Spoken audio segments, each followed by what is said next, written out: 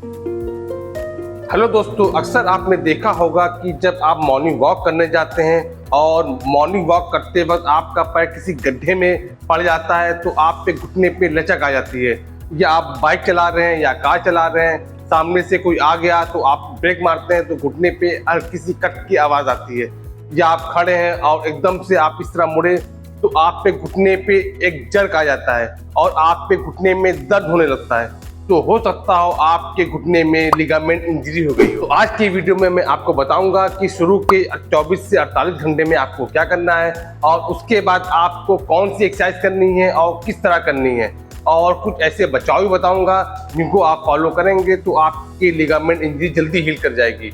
इसलिए आपसे रिक्वेस्ट है कि इस वीडियो को पूरा देखिएगा, बीच में छोड़िएगा नहीं, क्योंकि इस वीडियो की एक एक जानकारी बहुत ही महत्वपूर्ण है। और अगर आप इस वीडियो पर नए हैं तो हमारे चैनल को जरूर सब्सक्राइब कर लीजिए ताकि आगे भी आपको ऐसे ही स्वास्थ्य से संबंधित महत्वपूर्ण जानकारियां मिलती रहें। मैं doctor Mahmood Ahmed, physiopathic rehabilitation centre, Rajendra Nagar, Lucknow. अब दोस्तों बात आती है कि आप पे घुटने में हुआ क्या है। जैसा कि मैं आपको इस मॉडल के सहारे से बताने की कोशिश करूंगा कि जब आप चलते हैं या आपका पैर ट्विस्ट हो जाता है तो हमारे घुटने में 4 लिगामेंट होते हैं जो हमारे घुटने को एक मजबूती देते हैं। ये लिगामेंट होते हैं ACL anterior crusade ligament, MCL medial कोलेटर ligament, LCL lateral कोलेटर ligament, PCL posterior crusade ligament. यही लिगामेंट हमारे घुटने को मजबूत करते हैं, स्टेबिलिटी करते हैं और हमारे चलने में मदद करते हैं। लेकिन जब आप चल रहे होते हैं, आप एकदम से रुकते हैं या आपके घुटने पे जर्क पड़ने लगता है तो हमारे घुटने की जो लिगामेंट होते हैं ये रप्चर हो जाते हैं। सबसे ज़्यादा जो रप्चरिंग होती है हमारी ACL यानी कि एंटीरियर क्रूसेट लिगामेंट। ये लिगामेंट हमारे ये घुटने की कटोरी है, इसके पीछे आप ये देख रहे हैं, ये लिगामेंट होता है। जब इस पे जर्क पड़ता है तो आप खुद फील करेंगे कि आपके घुटने में पॉपिंग साउंड आएगी या आपके घुटने में लिगामेंट इंजरी बहुत ज़्यादा हो गई है, आप चलते चलते गिर जाएंगे और आप पे घुटने में सूजन आने लगेगी। आप खुद फील करेंगे कि आप पे घुटने के चारों ओर सूजन है और सूजन के साथ आपके घुटने में दर्द बना रहता है। चलिए मैं आपको कुछ एक्सरसाइज बताता हूँ। एक्सरसाइज बहुत सिंपल है, बस एक चीज़ का ध्यान रखिएगा कि आपको इन एक्सरसाइज को चोट लगने के हफ्ते भर के बाद करनी है। शुरुआत में आपको ये एक्सरसाइज नहीं करनी है। एक्सरसाइज बहुत सिंपल है और आप घर पे बिना किसी मदद के खुद कर सकते हैं। अब दोस्तों आपको जो सबसे पहली एक्सरसाइज करनी है, इसके लिए आप बेड पे बैठ जाइएगा या आप लेट के भी कर सकते हैं। जैसा कि मेरे राइट लेग में इंजरी हुई है तो आपको अपने घुटने को सीधा रखना है और अपने एंकल को अंदर की ओर इस तरह खींचना है और इसी तरह आपको आगे जितना स्ट्रेच कर सके उतना स्ट्रेच करिएगा। इसी तरह आपको अंदर और बाहर लगभग 15 से 20 बार स्ट्रेच करना है। ध्यान रखिएगा जब आप इस तरह करिएगा तो आपका घुटना एकदम स्ट्रेट रहना चाहिए। जब आप इसको 15 से 20 बार कर लें तो इसी तरह आपको अपने एंकल की क्लॉकवाइज और एंटी क्लॉकवाइज डायरेक्शन में मूवमेंट करना है। इसके भी मूवमेंट आपको लगभग 20 से 25 बार करने हैं। जब भी किसी को लिगामेंट इंजरी होती है तो मेडिकल टर्म में एक टेक्निक यूज करते हैं जिसे हम लोग राइस टेक्निक कहते हैं। RICE, R for rest, I for ice application, C for compression and E for elevation. यानी कि आपको सबसे पहले रेस्ट करना है।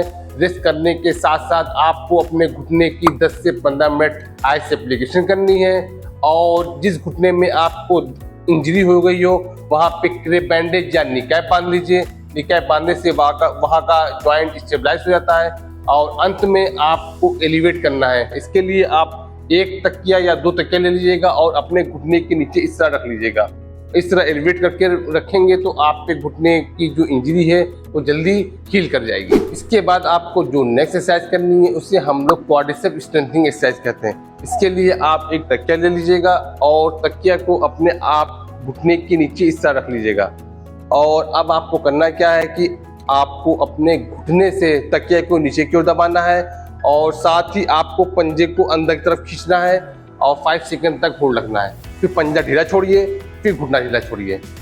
इस एक्सरसाइज को आप लगभग 20 से 25 बार करिएगा। एक्सरसाइज करने पे ध्यान रखिएगा कि आपको उतना ही दबाना है जितने में आपके घुटने में कोई साउंड की आवाज़ ना आए, क्योंकि ऐसा देखा गया है कि जिनको लिगामेंट इंजरी बहुत ज़्यादा होती है तो घुटने के अंदर एक पॉपिंग साउंड आती है, यानी कि जब आप मूवमेंट करते हैं तो एक कट से आवाज़ आएगी। तो आपको वो आवाज़ आपको नहीं आनी चाहिए। आपको उतना ही प्रेशर लगाना है जितने में आपके घुटने में आवाज़ ना आए।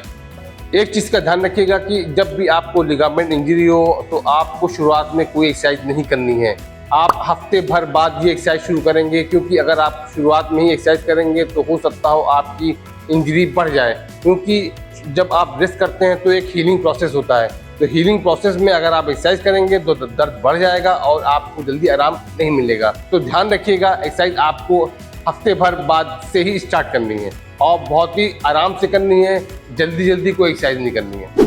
अब दोस्तों, जो आपको नेक्स्ट एक्सरसाइज करनी है उसके लिए आप इसी तकिया को आप अपने एंकल के नीचे रख लीजिएगा और रखने के बाद ध्यान आप देख रहे हैं कि घुटना थोड़ा सा ऊपर उठ गया है। अब आपको करना यह है कि आपको तकिया को अपने एंकल से नीचे दबाना है और यहीं पे लगभग 5 सेकंड तक होल्ड रखिएगा, फिर ढीला छोड़िएगा, फिर दबाइएगा, 5 सेकंड तक होल्ड रखिएगा, छोड़िएगा।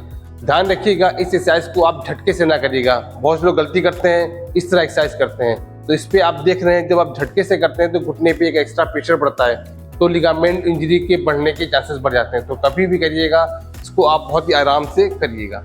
एक चीज़ का आप ध्यान रखिएगा, जब तक कि आपको लिगामेंट इंजरी है तो लोग एक गलती बहुत ज़्यादा करते हैं कि पलथी मार के इस तरह बैठते हैं।